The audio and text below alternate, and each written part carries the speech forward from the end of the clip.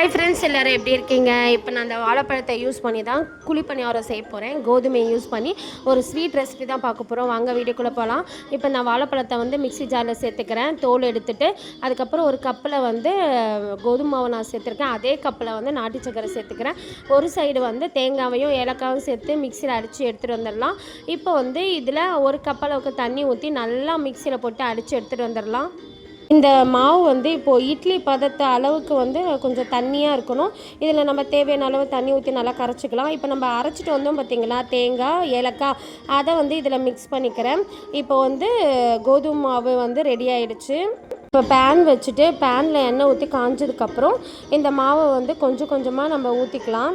Okay, wait பண்ணலாம். இது நல்லா வேகட்டும். இது ஒரு சைடு வெந்துருச்சு. இப்போ நம்ம திருப்பி போட்டுக்கலாம்.